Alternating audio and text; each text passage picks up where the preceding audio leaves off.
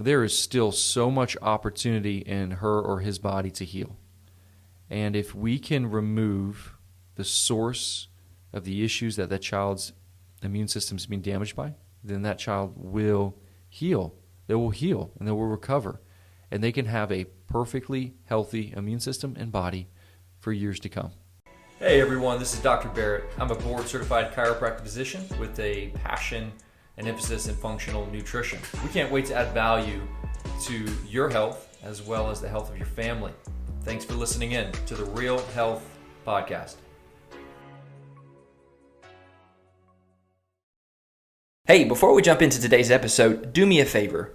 If you like this episode and you like hearing from Dr. B, share it on your Facebook, share it on your Instagram. We're really trying to get this health movement out. So without further ado, let's get to today's episode.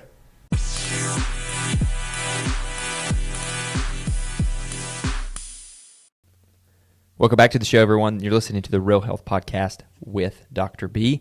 We've got Dr. B here, and we've got an amazing episode that I'm actually really excited to hear from Dr. B about. We're going to talk about how to rebuild your child's damaged immune system. I know that this is a very good topic to talk about given everything that's happening in the world today. And so, Dr. B, welcome to the episode. Thanks, man. You excited about today's? Yeah, I am. Especially, I was thinking about it after last 2 weeks ago, I guess, episode. We were talking about how to kind of prepare for the winter season ahead. Just some immune building tips. But sometimes we're already in such a deficit, it's hard to imagine supporting an immune system that's already, somewhat destroyed. Yeah. So that's what today's episode was going to be. We're going to talk a little bit about the how, why did it happen, and then also, how do we get these symptoms, and then the simple steps to help rebuild your child's damaged immune system. But before we get into today's episode, just a reminder, we got a couple things that are coming down that are really important for you guys that are listeners of the Real Health Podcast. We have the 4th trimester workshop on October 25th. So put that in your calendar. What time is that again? I have no idea. It's going to be at night. It's going to be at night. We can. It's going to be at night. We'll figure. And the main focus of the workshop is if you've had a baby a month ago or 10 years ago, we're going to talk through the issues that moms have as they age past, as kids grow up and they've aged since their last pregnancy, labor and delivery.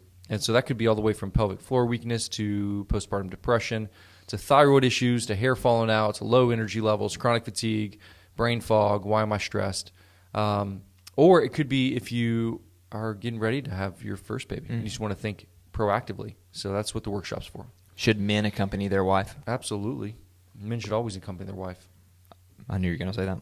October 25th, workshop, 4th trimester. Just note, that is actually at the Alcoa Highway location. So if you show up to the West Knoxville location on October 25th, ain't nobody going to be here. So make sure you do October 25th at the Alcoa location. And then 10/31, Halloween, the Armor Nutrition is going to launch. I know we've talked about it on other episodes, but if you have not heard about it, make sure that you go to armornutritionknox.com and go to book a consultation, and you will have an initial call with Caitlin, and then you will get into that. So 10/31, I know you've worked pretty hard on that one, so that's going to be good. It is, man. We're really excited about helping people live free and healthy, breaking old bad habits when it comes to their health and establishing new ones. That's awesome. Let's get into today's episode, how to rebuild your child's damaged immune system. How did we get here? And we'll get some symptoms and steps after that. Okay, yeah. So how we got here is mainly, we can go to preconception all the way back there. So if mom's in an unhealthy state, it's no bueno for the baby. So which happens a lot. Mm-hmm, it does. It does. A lot of times it's like, oops, I'm pregnant. So that can be a problem. And we're just micronutriently deficient. And we're also, from not even a nutrient standpoint, from an organism standpoint, we don't have a lot of good, healthy bacteria in our immune system. So our immune system alone is damaged. And really where I see a lot of issues, especially with colicky babies, is mom is having food reactions. Mom's having food reactions. And so because of that, baby's having food reactions. Mom doesn't know what her food reactions are. And so, but she was having those all the way preconception. So we test mom, pull her off certain foods, and then all of a sudden baby is so much better. So it goes all the way into immune system function for baby, all the way from preconception. And then there's even research that shows if mom's on a probiotic during pregnancy, it lowers the baby's risk of type 1 autoimmune diabetes. Wow. That's amazing. So it's preconception, conception, and then what you're doing through pregnancy. But really where the rubber meets the road is day one, are you breastfeeding or bottle feeding with formula? Breastfeeding is just going to give that child so many immune building properties that you're just not going to get from formula. So the most important thing is breastfeeding right from the get-go. But most babies aren't breastfed, so mom's got food reactions, hidden food reactions. Mom's probably not taking probiotics. Mom and dad may choose to use formula. Maybe there's an issue with milk letdown. And then because of that, the baby's immune system's compromised. And whether they had a vaginal or C-section birth, the baby probably wasn't adjusted after birth. So they've got upper neck misalignments that creates tension in the neck that can cause issues all the way from latching, feeding, but also drainage. So now baby starts to have ear infections. So we start using antibiotics. And then we have vaccinations, which completely destroy an immune system. And then now we have more antibiotics, more vaccines, poor nutrition. We start kids 6-7 months off sugar, right? They're like, oh, fruits are healthy, but it's just pure sugar, right? Because you're just giving them, pouches and paste, or just rice, rices and oats. And so we have then a situation where now we're introducing allergy-containing foods early on. Antibiotics rip down the gut barrier. Again, constantly being vaccinated. And then 2-3 years old, we start seeing eczema. So then we throw them on corticosteroid creams and allergy issues. So we start getting some type of Allegra or antihistamine, and the list goes on and on. So that kind of summarizes a little bit of that first couple years where things get a little bit funky. It's a vicious cycle. It is, and it's hard to get out of it when you're in the medical system. Yeah. So when you're living in and receiving information from the medical system is really when things you get in trouble, because it's an allopathic model. It's just a symptom-based model. So it goes from preconception, nutrient deficiencies and probiotic deficiencies and food reactions, and then we get into chronic antibiotic usage, excessive vaccinations, poor nutritional support, like from a breast milk standpoint versus a formula, allergy, high allergy ridden foods that we give, first foods, and then now we've got a child who it's amazing they're even alive. Yeah. And so now their immune system's really it's in trouble. It is, and if you just let it play out, which we see when the child comes to us at 8 or 10 years old, now they have chronic asthma, they have allergies, they're on chronic use of steroids, inhalers, antibiotics, eczema all over their body, autoimmunity, and now the mom's like, hey, I need help. The medical system's failed me for the last 8 years. Yeah, they have. They absolutely have. Let's rebuild your child's immune system. Let's go back. First off, I somewhat kind of feel like you're talking about myself when I was younger. I had developed severe allergies, and now looking back on it, I kind of know the root cause of it. So let's go back to if someone is listening to this and they just learned that they were pregnant, because I want to start from the very beginning, but I don't want to get too down in the weeds with it. If you were speaking with someone that just learned that they were pregnant or thinking about getting pregnant, and they're not well versed on nutrition, they just have a very high level understanding of it, what would you tell them? Hey, get off of this, stop eating this because this is very important, and put this into your diet or something like that? Yeah. So it's the exact same thing I'd tell a kid who's got a damaged immune system. Stay away from the offending 5-6 foods. So it's gluten, okay, so wheat, dairy, corn, soy, sugar, and vegetable oils. So those 6 are extremely inflaming to the immune system, inflammatory to the immune system, and offending to the immune system. They damage it. So gluten-based grains. Now rice is, I'm okay with rice. It's just a carbohydrate. You're getting no nutritional value from it. But hey, if you want, if you're exercising, training, you need some extra carbs, sure, you can have some rice. Quinoa's fine. Some gluten-based grains, gluten-free based grains are fine. But also don't consume a bunch of gluten-free breads that are full of potato starches and corn starches, right? So you got to be careful of that.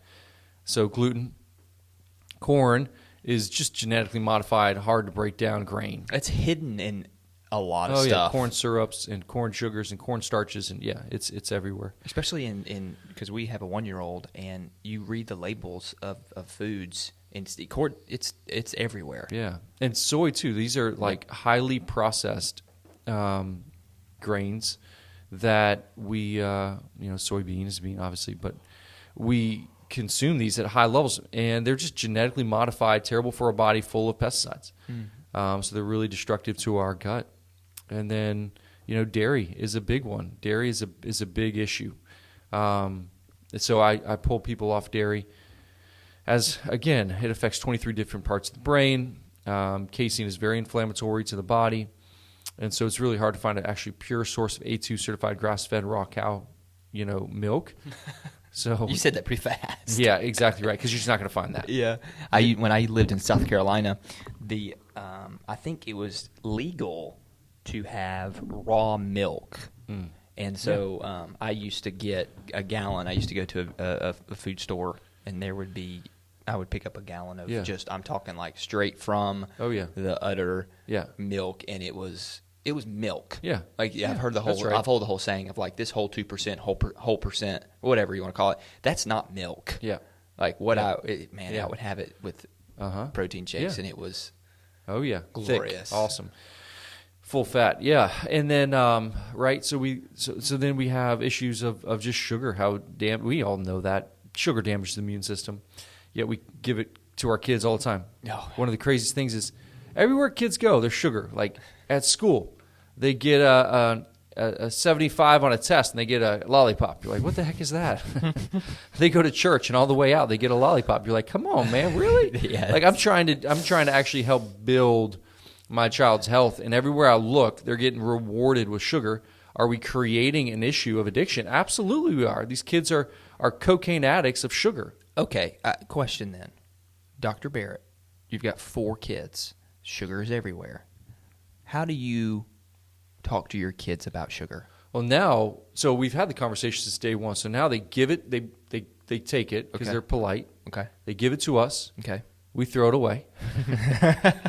And then we give them something in return. Right? So we just get home and you're like, hey, Mom made some chocolate chip cookies or whatever.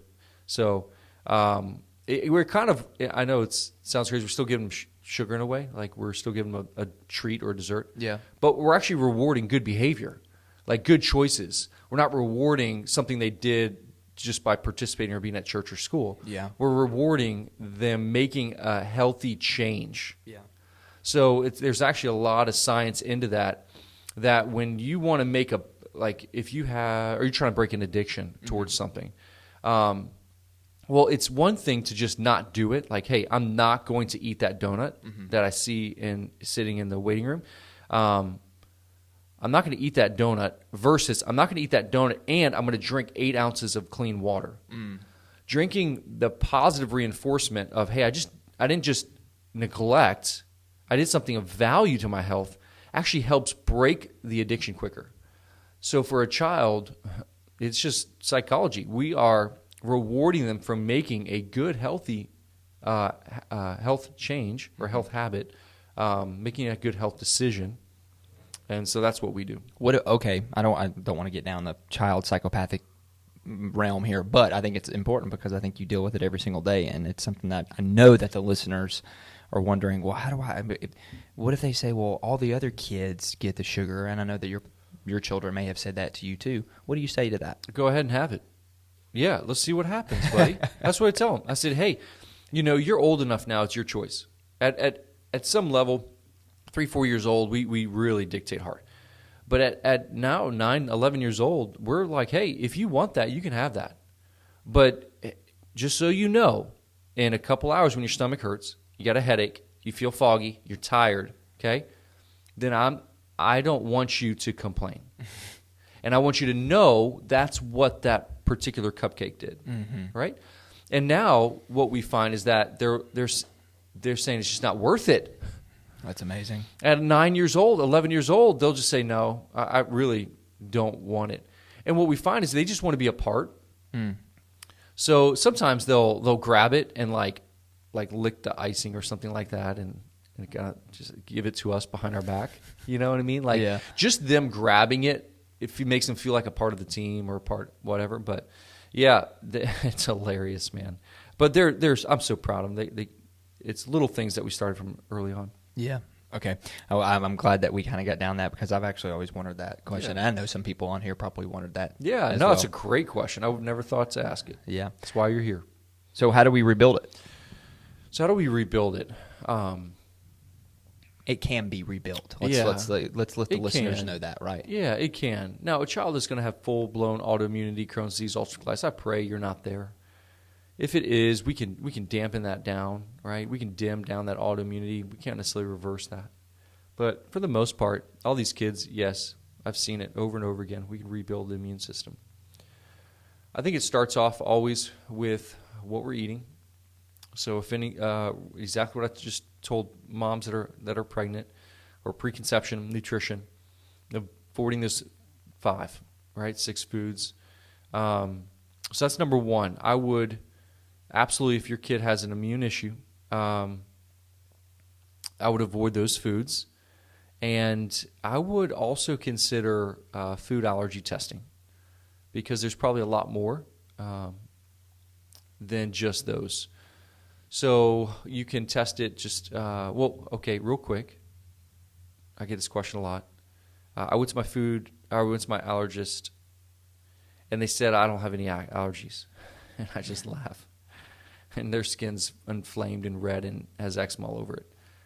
And I'm like, that's just sad. That's where that is in our medical system. But anyway, what they usually test is what's called IgE foods. These are anaphylactic food reactions. These foods create a hyper-reactive response where you're going to welt up, hive up, and need an EpiPen. You may not have any of those, but you have many, what we call IgG, which is immunoglobulin G, delayed food sensitivity reactions. These show up a day, 3 days later, a week later. This shows up, the next day with stomach problems. So the first thing is I would avoid the 5 or 6, and then if you work with a healthcare provider, do an IgG food allergy screening so we can see all those food reactions and then eliminate those accordingly. The food wasn't the issue necessarily, like eating eggs at 7 months old wasn't the issue. It was eating eggs with a broken down immune system causing a secondary response to that food. So why we use food then is now being recognized as a foreign invader. It's like a virus, and you're eating these viruses every single day, and it's damaging your immune system. So we just have to remove them for a season before we reintroduce them. But we remove them for the purpose of rebuilding the immune system. So we find those hidden food reactions, we remove those, or just remove those big 6. And then next step, we want to rebuild the gut. So we want to just provide, because of chronic antibiotic usage, antibiotics in food, and poor nutritional changes with high levels of sugar, we want to give them a load of probiotics. Just find a good children's chewable or children's powdered-based probiotic and give them 50 billion organisms a day and really give them a good inoculation of bacteria. So those are the first 2 strategies in helping a child's immune system be repaired. And there's a few others. Let me ask you this question, and I'm actually speaking I'm asking this question because I was this person. If someone has severe peanut allergies, if someone has severe egg allergy, dairy allergy, is it safe to say that you can pinpoint what their childhood looked like? Is that kind of, you see what I'm asking there? Like that child, and I say that child, that was me. I was probably on a lot of antibiotics, a lot of vaccinations. Is that a pretty safe correlation? Yeah. The way I explained a child and how they grow up in the first couple years of life is almost the framework for every child that comes in that situation. Mm-hmm. Wow. They just do. And why? Because that's what kids go through. Mm-hmm. Moms and dads just don't know. And unfortunately, what they don't know is hurting their children.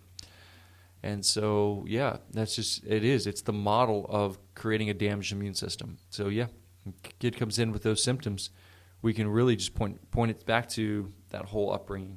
Is it creating seasonal allergies too? Oh, and any hyper response to foods or allergens is it's the same. It is. It's okay. the same. Yeah, whether it's a food or whether it's a tree. The problem is you can't get rid of your trees. You can get rid of the foods. So that's where we start. Yeah. And then so foods, food elimination, probiotics, and then from here we just really want to be mindful of medication usage and work with your provider.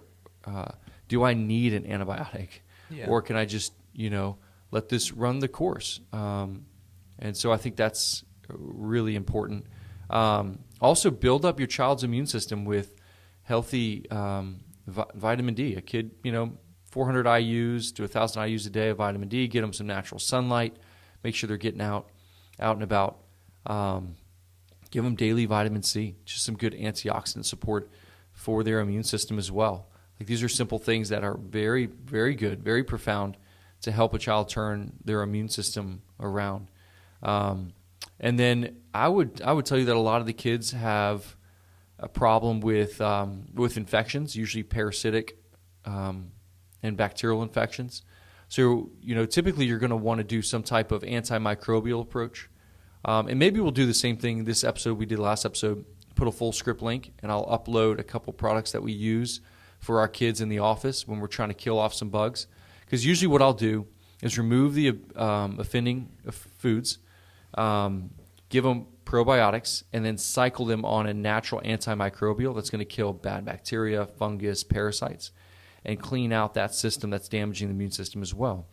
And we'll run that for really a couple months and just hold steady. It's amazing when you remove offending foods, give a kid a probiotic daily, get them some sunlight, let them run around, what their immune system can do. I mean, just that simple thing. Health is simple. That's very simple but very effective at helping reverse a damaged immune system. Now, if it's really bad, we're going to have to take deeper strategies and go a little bit stronger and probably detoxification support, get some heavy metals out from those vaccinations and support glutathione levels. But for the most part, if you are in that situation where you're like, hey, where do I start? Remove the offending 50 billion organisms of probiotics a day, and then get them on an antimicrobial and run that for 2 months, and let's see where that child's immune system's at. I was going to ask you, let's just recap this as far as if you have parents that are listening to this right now and they may think that their child's immune system is pretty damaged. I know you just said it, but let's reiterate it again because you have said a lot of important things here. Day one, they're listening to this, I think my child has a damaged immune system. What should the parent do right then and there, and the subsequent steps from there? So yeah, if you see eczema, chronic allergies, chronic infections, sinus infections, gut problems, tummy issues, okay, number one, avoid gluten, dairy, corn, soy, sugar, and vegetable oils. Day one. That's easy. But it's in everything, Dr. Barrett. Huh? No, it's not. It is, but it isn't, right? So we just have to stretch ourselves a little bit. But if you're willing, if you're wanting to make a change, you're going to have to avoid those 6. That's a non-negotiable. You don't move on to step 2 unless you got step 1 dialed in. So you have to avoid those 6. Step 2, or 1B, get food allergy tested, but with IgG testing. And they can get that where? Well, they can do it here. If Okay. they just call the office, say, "Hey, I want to get my kid checked for food allergies." Okay. Or they can, if you go to your provider, make sure you ask them, which a lot of times they'll balk at and probably not do and charge you $1 million because it's not covered in insurance, Obviously. obviously. But you're going to ask for IgG blood testing. That's what you're going to ask them for. Got it. Okay. So we get those back. And then step 3, 50 billion organisms a day. So 50 billion probiotics a day. My favorite is Claire Labs. They're children's chewable. Claire with a K, children's chewable. Again, we can upload that in a full script account if you need it. Okay. And then start them on some type of antimicrobial. Now, really simple, could be just daily silver, colloidal silver, about 10 sprays a day, back of the throat, and just get that antimicrobial in their body. Is a great way for kids. It's tasteless, it's easy, it's gentle on the body. So, and now we're off to the races.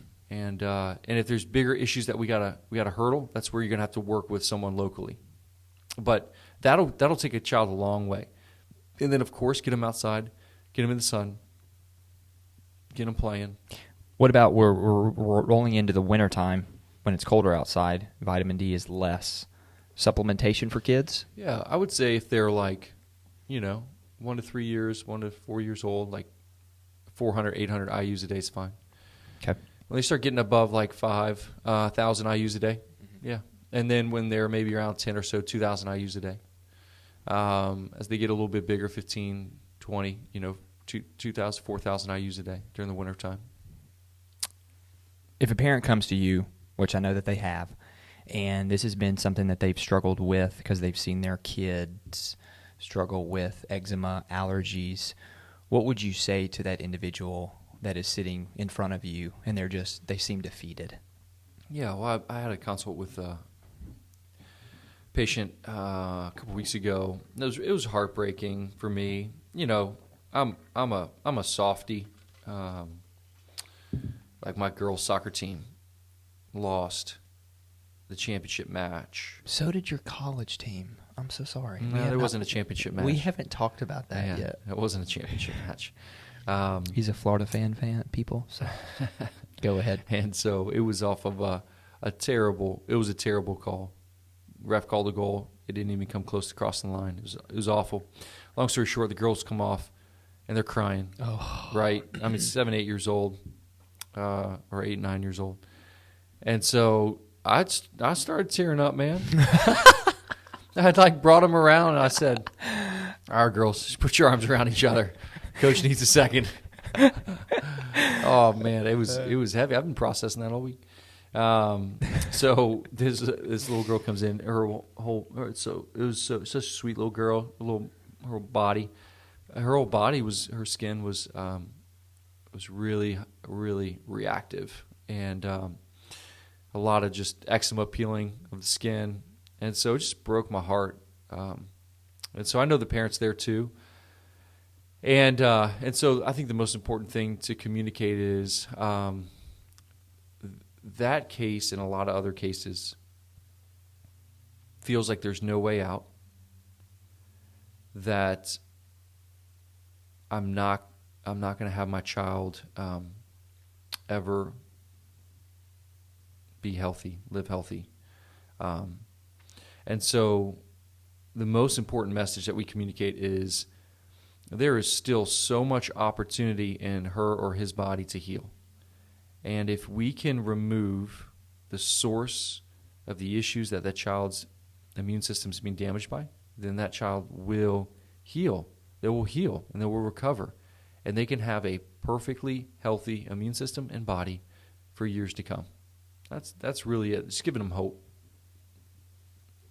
That's so good. I think that's important for people to listen to, because really, and I've seen it in your practice year over year, that we have been together and that you have been working with my family is you are able to give hope where, in my opinion, the Western medicine doesn't really give hope. It just gives a pill, potion, or a lotion and says deal with it. That's right. That's exactly what it does.